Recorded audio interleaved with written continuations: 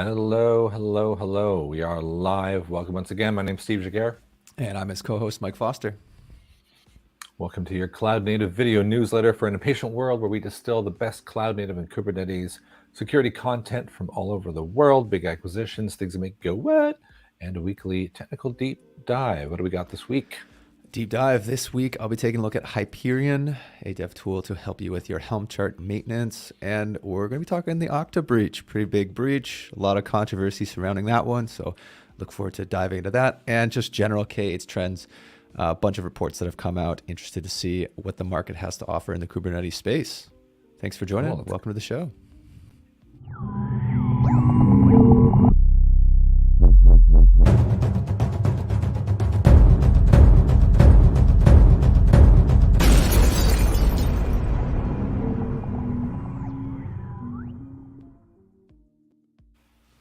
Yes, big show today. A lot of controversial topics and looking to get into that. You can find all the links in the YouTube description below. And as always, subscribe, hit that notification bell so it'll tell you when we're live. And yeah, every week, Thursdays. See you here. Yes. You might notice that I am not in my normal locale. Yeah, mixing it up. You're traveling on the road a little bit, Steve, right? I am on the road. I'm in London. There are many live meetups tonight. I am featuring on the Data on Kubernetes meetup in 1 hour on a panel about empathy and open source. So that'll be interesting. Never been on a panel with that kind of subject before. Sounds cool. Yeah, for sure. Check it out. Send me a link. I got some time this afternoon. I'll tune in. Right. Excellent. Cool. Should we just get into the general news? We got a quick show for y'all today. You're right. All right, let's hit it.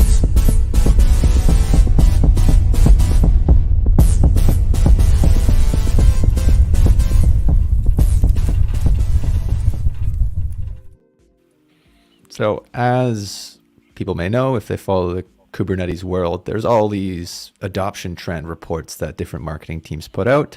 And there was one that kind of summarized all of the reports that I found, which was really interesting.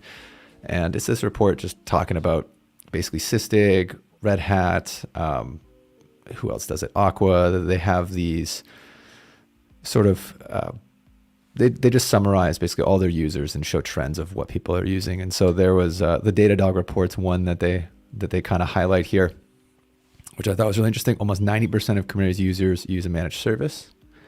So as much as people want to say they're using something that's on-prem, like a Ranche or a VMware or an OpenShift, still 90% are in the cloud using a managed service. And I don't know if they consider something like OpenShift a managed service, but you can see there's a huge jump from 71% to 90%. I would imagine because OpenShift does exist now as a managed service in several clouds, doesn't it? I'm assuming that they're grouping that together. Yeah. Okay. Auto scaling has grown in popularity. Average number of pods per organization has doubled. And it kind of puts on the fourth one. I swear I put this article in before I read the fourth point, but its adoption rates of OpenShift have skyrocketed 28% over the past year. And then companies tend to use Containerd instead of Docker for their container runtimes. Now, I think in clusters maybe, but have the developers really moved away from Docker? I feel like Ranche and Docker Desktop, they've kind of cornered that space, right, for the developers? Well, Docker Desktop uses Containerd by default. Really? I did not know that. Yeah, it does. So I think it's more a case of like to say more people are using Containerd is because they don't even realize it's just happened. Very true. Yeah, and they highlight the container tools used. So Docker, AWS, ECS, EKS, Kubernetes, blah, blah, blah, all the way down. Very interesting breakdown.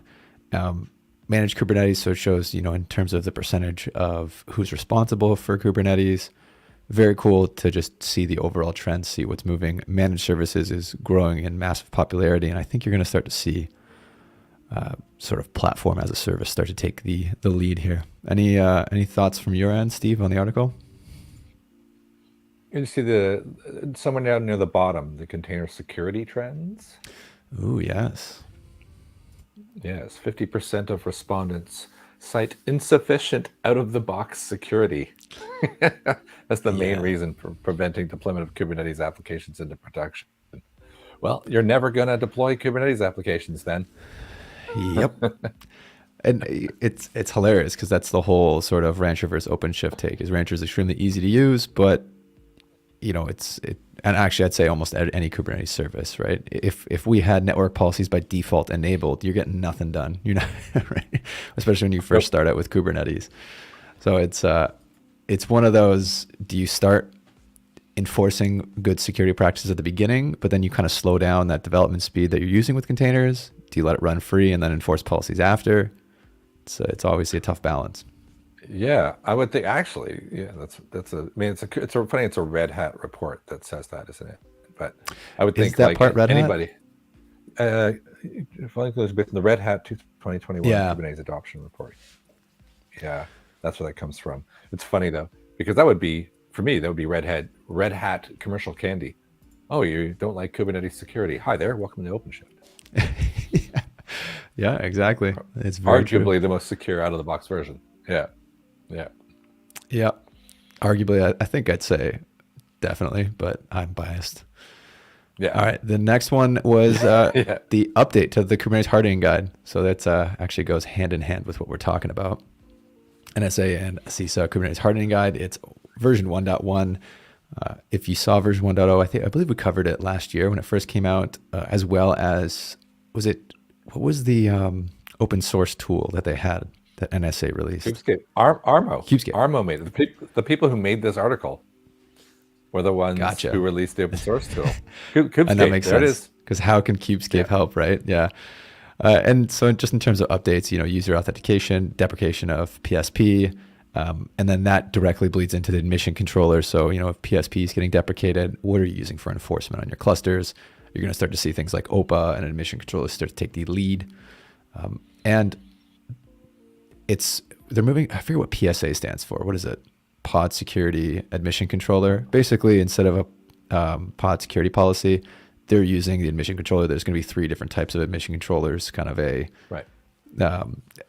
very like, hey, it's an open cluster, and then there's a very strict admission controller and one in the middle, and you can kind of change and audit that. So it's going to be, as of version 1.23, they're moving to PSA, and I believe PSP is officially deprecated in 1.25. So that's the big news. Anything else that stood out here? It just seemed like a every 6-month update that they've released it. Yeah.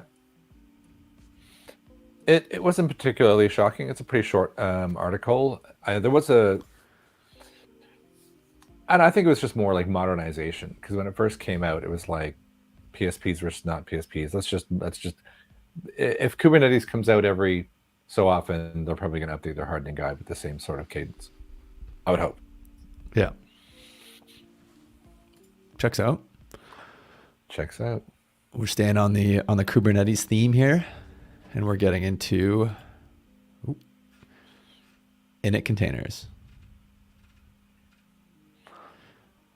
This is a Loft blog, which they come out with quite a few blogs, and I found this really interesting because the motivations for using Init Containers, it's from a security standpoint, I find it really interesting because sometimes Init containers still show up on security scans even though they've done their job, and they almost should be removed. Like the container should be deleted and removed from the cluster after it's been used, because you do have to have some admin, let's say, setup aspects to your different containers, and they may show up in container scan and it gets flagged for people, and they're like, oh, well, like, why is this on the cluster? It's like, well, it's not on the cluster anymore. It was there for 5 seconds during boot, and now your actual running application is a lot more secure because you don't have these admin permissions in your in the container that's running all the time, right? This is constantly a thing with OpenShift. When you use operators, they'll pop up on something like ACS, and it'll have root permissions, but then the container is gone after the operator's done its job and brought the application up, but it still gets flagged, and people are like, oh, well, why is this getting flagged? What's going on? And the constant conversation I have to have is, would you rather us just hide it behind closed doors? There's this constant thing in security. It's like, do you want that aspect gone, or do you want us to show you exactly what we're doing and then show you that we're taking the root container off after, so you don't have to see it, right? It's very interesting how, let's say, certain organizations handle security. It's more of a blame game and less of a, we actually want to know what's going on in the cluster. Yeah, I would imagine security tools don't really have a good, well, they're always chasing. So it makes sense to me that init containers would upset things occasionally, right? Yeah. Like some of the like a Falco based rule set, right? Something suddenly pops up and does something. Say, well, what do I do? Do I create exceptions for every time I have a privileged init container, or do I ignore something until the pod I care about's liveness probe says yes? Is it got free reign to do whatever it wants? In which case, maybe that is kind of bad. I've never seen anybody actually abuse the idea of an init container, but doesn't mean it's not possible. So it's one of those things. It's like, it's very useful until someone works out that it's dangerous. Yeah. I think a lot of it too, if you use an init container and you have horizontal pod auto scaling, that's going to trip a lot of flags. I think that's when people are like, oh, there's all these errors, everything's going on. It's like, yeah, well, you're scaling up. About that. So yeah, and that's, let's just say you better have your notifications tuned very properly. Otherwise, you're going to be blocking a lot of things. And that's a crazy cycle if you have runtime enforcement actually set up. Do you imagine? Yeah. That loop of, hey, init container gets shut down. Okay, well, we have to scale, so start it back up again. Ooh. Anyways. That's the kind of thing would lead you turning off your security tools. Exactly. Yeah. All right, we got one last one for just general news, and this was one that just kind of came across, and I was interested to hear about the people watching. What are your favorite tools to use to manage your work with Kubernetes? It was a Reddit thread. K8s, customized came up a lot. Flux and Argo were ones that showed up. I think Grafana, Prometheus, Loki is a pretty popular tool as well. So any you hadn't heard of that when you looked at this? I thought this was funny. Vim. Yeah, QB. This one was pretty interesting. I think it's a command line tool, so it's for context switching. So kubectx, for those who aren't aware, if you have multiple kube config files, you can set profiles and just kubectx between them a lot quicker. It's extremely useful if you want a namespace switch. If you're like a developer working or an operator and you have to go through 5 different namespaces, you could stop doing the dash namespace on everything. Oh, that's cool. Yeah, I like that. That's one of the best ones. There's Lens that shows up, Helm and kubectl, Rancher. This one is kubeNS, kubetail, kubectx, and kubectl aliases. That's, I think, like probably your best CLI tools all grouped together there. Yeah. Although this one, Stern, is interesting, and I got a lot of try Stern instead of kubetail. I didn't know Stern either. Well, unless you're saying you did know it, but I didn't know it. So that's cool. Of course, it's got a nautical theme. Yeah, got to keep in theme. But yeah, let us know what you think, because we're also shopping around for new dev tools, things that we want to demo, and always excited to try something else, try something new. Hell yeah. All right, crazy stuff. Let's forward into the crazy.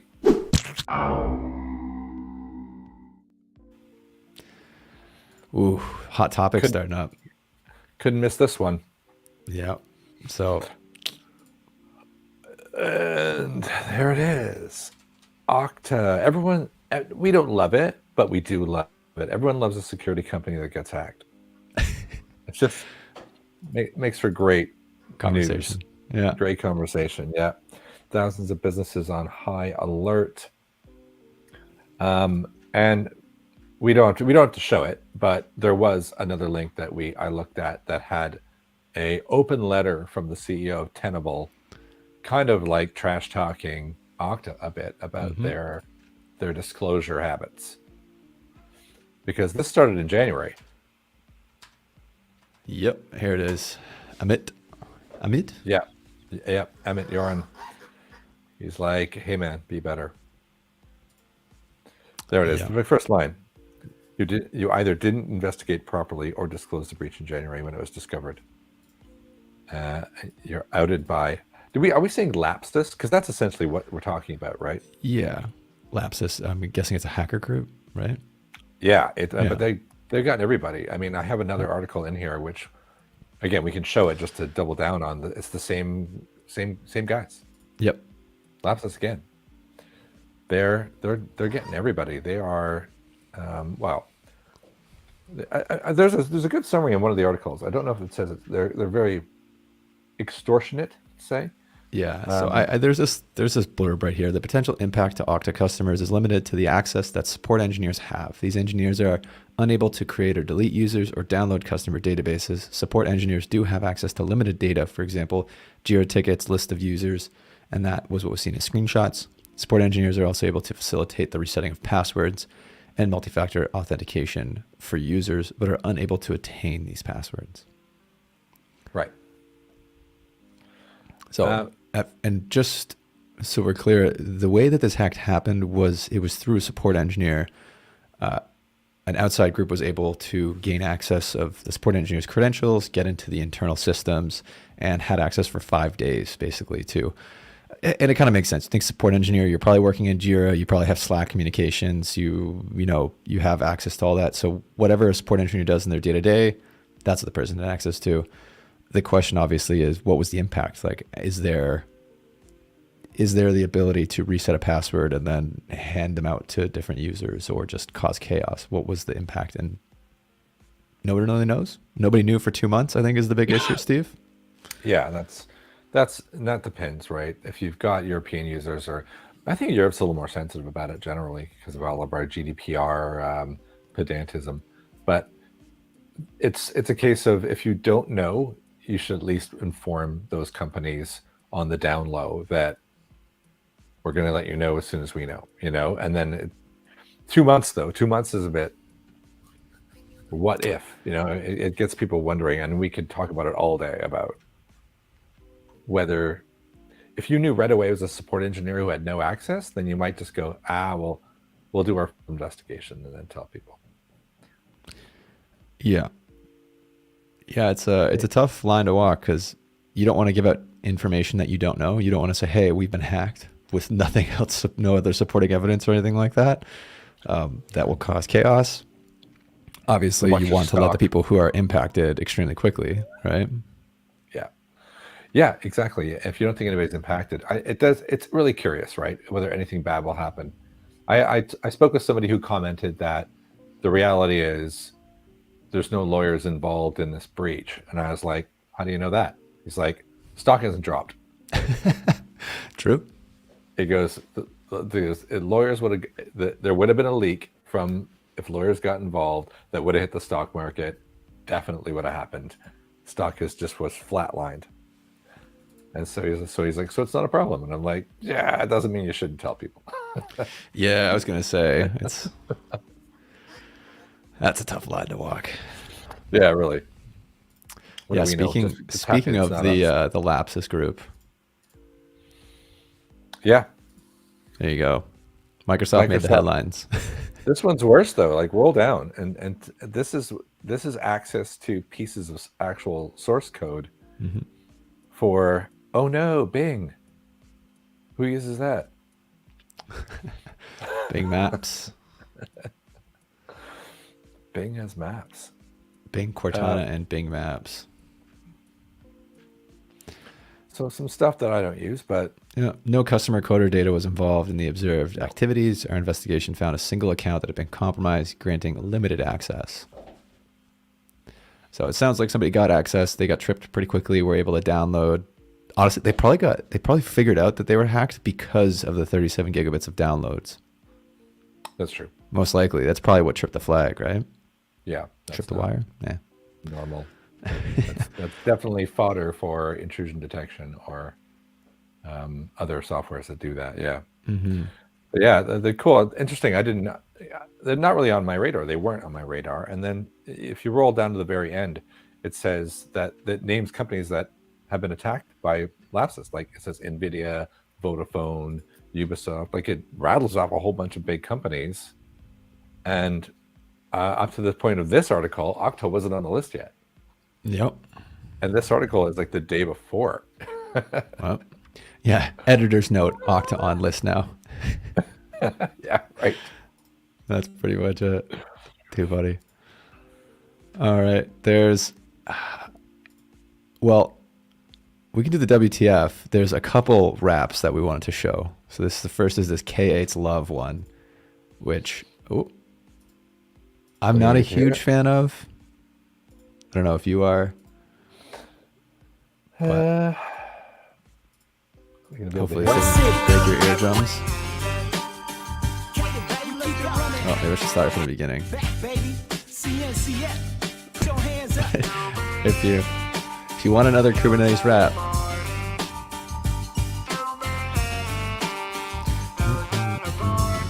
anyways, that was, came across it. I listened to it for about 30 seconds before I was like, that's enough. I've had enough of that. I think Tupac's going to reappear as a hologram and just get angry. Yeah. It's clever, but I kind of can't stand it either. Yeah. We do have another wrap if you want to showcase it, Steve. I think it has to do with some upcoming events or some past events. What's the context? I can't believe I actually uploaded this, but yeah, you signed up for it. I signed up for it. Yeah. So the DOK, the Data on Kubernetes, is organized by this guy named Bart.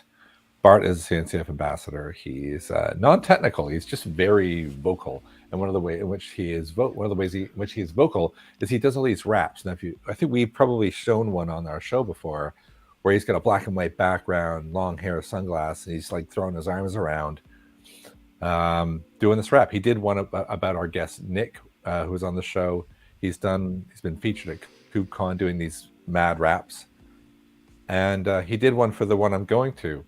So as a joke, I was just sitting in my desk with like no production, and in about 5 minutes, I decided to do a reply to his rap about the Data on Kubernetes meetup because I'm on a panel, and I guess it went like this.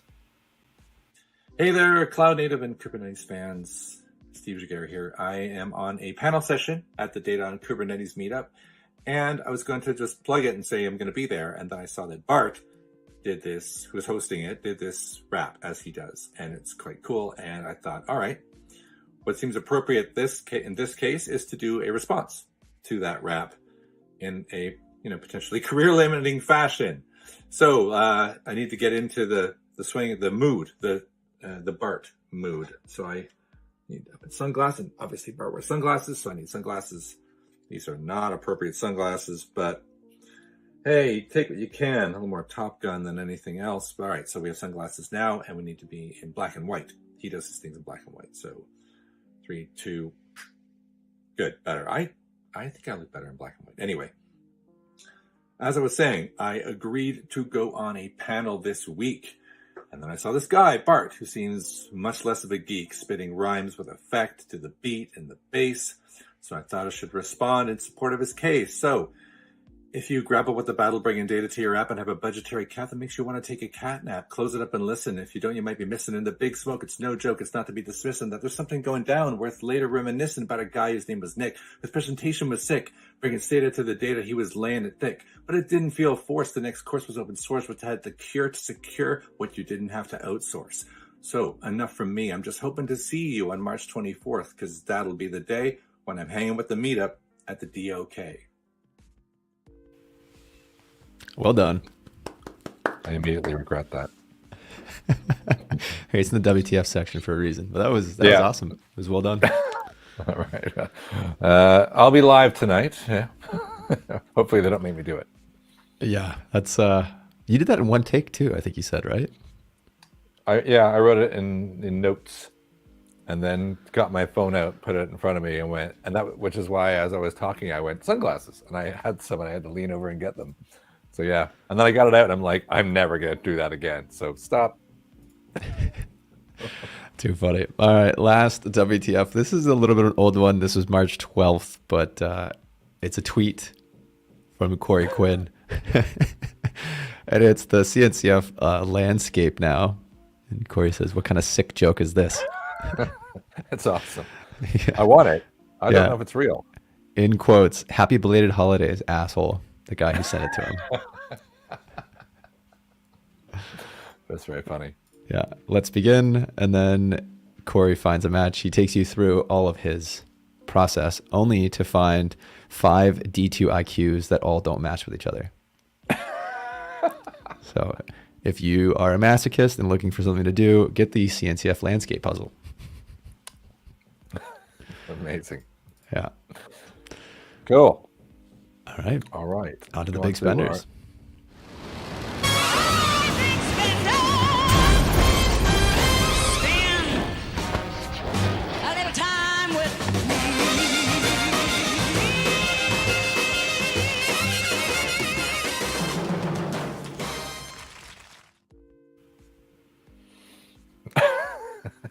I like how you have it up by the time we get back from the, just so you can go, what?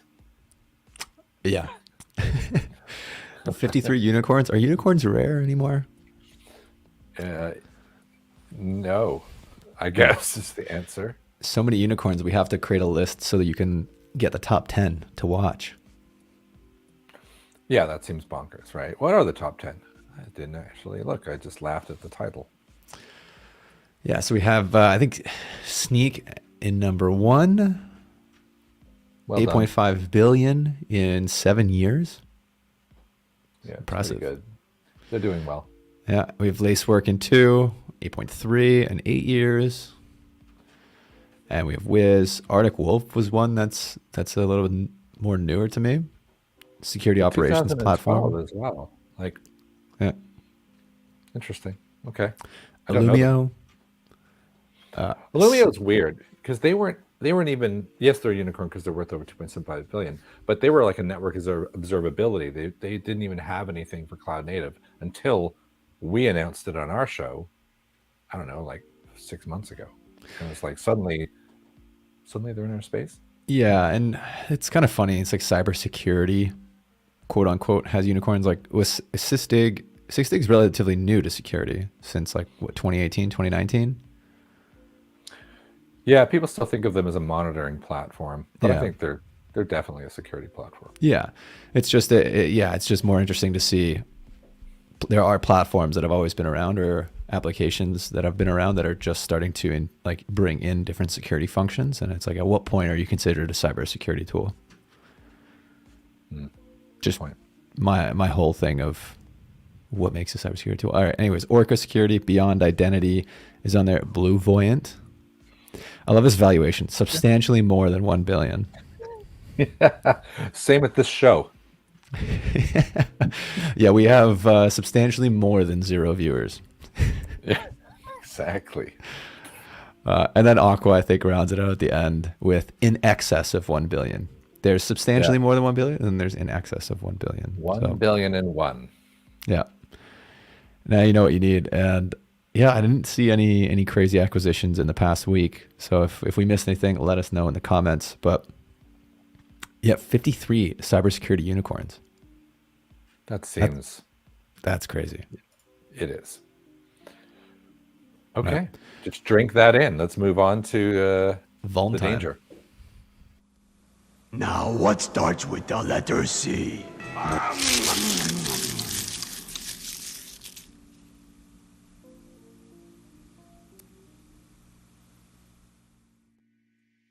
Cookie. All right, yeah. Cookie, and our vulnerability, our CVE cryo vulnerability this week. It starts with C. Yeah. It's a new vulnerability in Cryo Container Engine, and it's discovered by CrowdStrike. So there is a patch out that has been released. Recommend you update your Kubernetes clusters, especially if you're using OpenShift or Oracle Container Engine for Kubernetes. And not everybody uses Cryo for OpenShift, but it's a high impact score. It's an 8.8. And it has to do with, here it is. Anyone with rights to deploy a pod on Kubernetes that uses the Cryo runtime can abuse the kernel.core pattern perimeter to achieve container escape and arbitrary code execution as root on any node in the cluster. That's pretty big. That's huge. Yeah. So get that update in and do it very, very quickly. Have you seen any like demos? Is there a demo associated with it or an exploit? I haven't seen it. There's internally, I can say that we have different policies, ACS and things like that, that highlight this specific vulnerability and push people to update. So it was like a little bit internal. It was pretty quickly turned around. I want to say from the time we knew about it to the time it got fixed / mitigated was like a couple weeks. Okay. So it's pretty good. But I haven't seen any public demos. I think a lot of it too, just because it's somewhat specific to cryo. So if you're using something like Docker or you're in Google, you're not really affected. Mm-hmm. It is kind of limited in scope. So yeah, it's an 8.8, but I think the impact is a little bit lower. Okay, strong score, but very low risk. Yeah. It's not, Yeah, and it's a simple very update to fix it. Or, yeah, you can also downgrade. It was introduced in 1.19. Oh, right. Okay. Mm-hmm. But this is actually a pretty good breakdown, this CrowdStrike blog. There's vulnerability details. It shows the exact commit because it is open sourced, obviously, so you can see exactly when the vuln was introduced. And CrowdStrike's amazing. Their research team's phenomenal. Yeah, and it right here, it gives you kind of a breakdown of how to create a pod to use it. Oh, that's cool. Yeah. Maybe a future demo. There's your demo. Nice one. Very nice. All Amazing. Right, we got it's a walker. 10 minutes left. It's about that time. Yeah, let's kick it off. Does everybody know what time it is? All right. So for today, we're going to be talking about Hyperion. Now, this one came across just through Reddit, and it's pretty interesting. It's like, is this you, right? You have all these charts, all these applications in Kubernetes, and Devtron, single pane of glass. It's your whole marketing push. No code, CI/CD orchestrator for Kubernetes, which isn't exactly true, but you have a web-based orchestrator, open source, and it kind of helps you tie in all your tools into one convenient location. It was extremely easy to deploy. So I fired up a cluster in Google. That took 5-10 minutes to get set up. I clicked Hyperion, and really, I already have Helm 3 and all that installed. So it was Helm repo add, Helm install, and it brought me. Let me just move my terminal over so that I can showcase this one. And it brought me directly, basically said, here are the credentials. Here's the IP that you need to access it. I got a public IP and a password to get into the user interface. And yeah, it was extremely simple, extremely quick. Now, there is, as you can see, there's 2 applications here. So today we're going to just be talking about Hyperion, but Devtron is something I want to install and do a further demo, hopefully next week, as long as everybody's okay with it, because I'll show you why it matters. So if we get into Devtron and I share this tab, this is what the user interface looks like. Oh, okay. So it's pretty simple, pretty sleek. I don't really like this whole thing. It cuts it off, but oh, that's bad. Yep. Right. So because I have Helm set up and because it basically uses an operator, you can come in and set your environments, set multiple clusters, and then deploy directly to namespaces. It kind of has an Argo CD feel to it a little bit. Mm-hmm. And we can go into charts. We can see all the charts that basically are supported from Helm, right? Now, there's a lot here. I'm kind of curious because we just saw Ranche cut down the amount of charts that are supported, and then it's like, oh, well, we're just back to where you have 1,000 we're charts. better.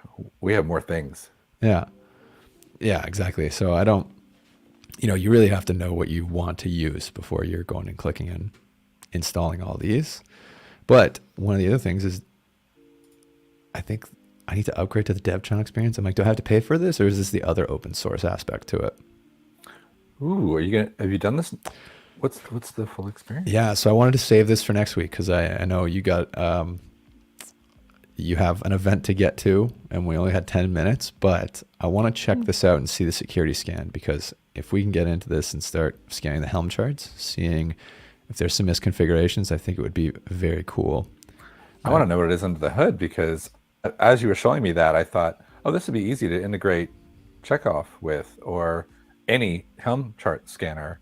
Yep. And then like, oh, they have one. Yeah, and we have specific projects that we can set up. So I can say, hey, put all these users, you have access to these resources in this project. We can add specific repositories. So these ones come turned on by default, and I think that's what's showing up in the application section. We can turn them off. So if we don't want to see something like JetStack or Elastic, I believe that if we come over to the charts, oh, maybe not, because we still have Elastic in here. Not exactly sure what you're turning off then. But one of the nice things, I deployed Argo CD. So I'll give you an example. We can come into the chart. We can see all the specific versions that have been deployed previously, that have been used. Literally has every single Argo version. So we want 3.1.3. We can see one that we've already deployed. So we can just click this and redeploy something into a new namespace if we wanted to use the exact same configuration. So if you have multiple clusters and you want, let's say, a fluent bit configuration that's going to always report back to whatever your hub is. New cluster gets brought in. We can just use that exact same configuration, deploy it in the new cluster. It should automatically sync up. It's extremely useful for if you have like custom certificates that you're dropping in, right? Like, so here's the custom certificate that's saved in here. You can go and shoot it out into something existing. So if we wanted to create a custom resource, again, now you're just brought into the values chart like you would normally work with Helm. And if you were to download the chart and do any sort of specific configuration, change whatever you want in here, save it, give it a specific name so that oh, there's this validated pattern versus maybe another validated pattern. Maybe you should version your charts. So this is, Helm deployment version, blah, blah, blah, for your own internal use. Let's do 3.1.3 and we'll call it testing 3.1.3. We can save this template.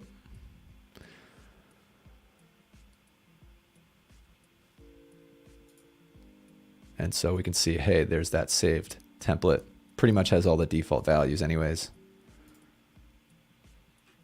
And then if we want to deploy it finally, we can say it's Argo CD dash, let's say it's the second one. Let's say like 0.1. Let's do environment. So I already created an Argo CD, but we'll just deploy this in default. Specific chart versions, deploy chart.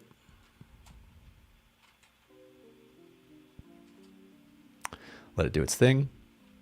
Probably because, let's see, it doesn't like the name. All right.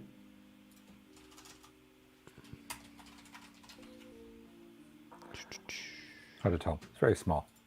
Oh, is it? Well, for me it is. There you go. Perfect. Oh, it doesn't like it. Let's see. That is an unfriendly error. Yeah. Oh, it doesn't like this, eh?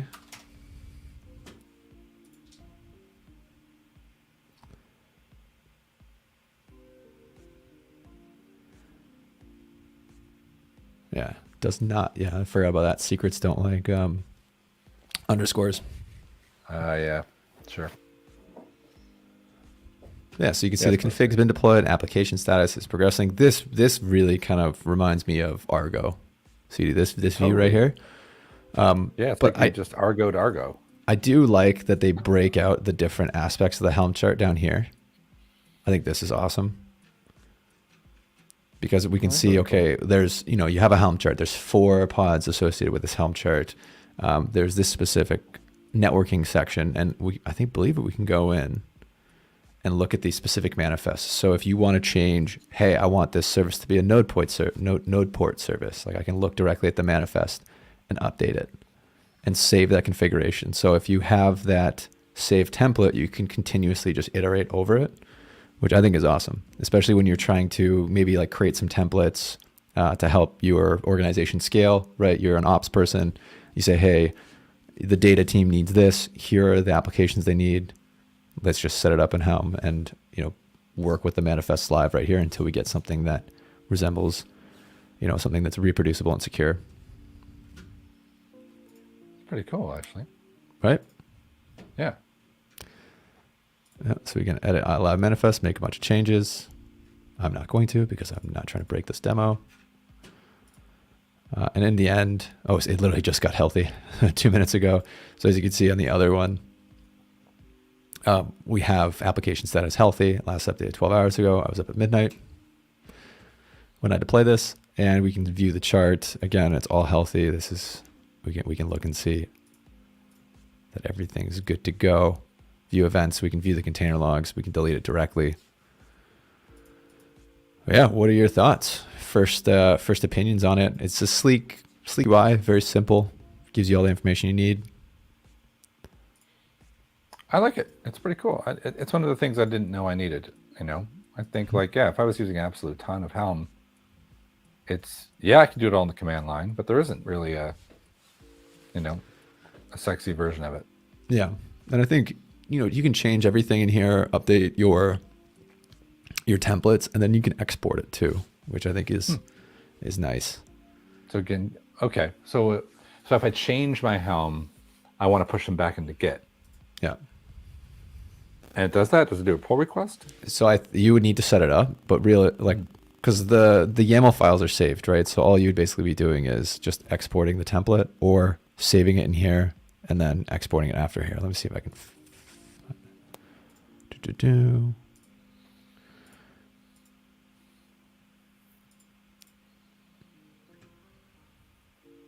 Yeah, so here, hold on. Let me bring this back up. So let's say I have a bunch of values. Here's a specific chart. Here's the values file. Realistically, in Helm, this is the file. This is the only file you're changing, right? If the Helm chart's written properly.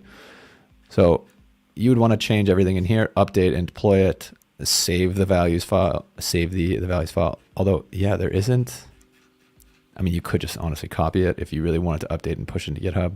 You could also have some sort of cron job, but I feel like there should be an export here, right? Yeah. Update and deploy. No, yeah, that's dangerous because you're kind of making little imperative changes then, in a way. Yeah. Interesting. Cool for goofing around, but yeah, it would be. I guess this is open source, is it? Yep. Okay, there's a project for somebody. Let's get a Git integration. Yeah, export YAML. Export there. If there's a Git integration, be able to auto pull request changes made to the values. That'd be pretty. Yeah. Probably super complicated update.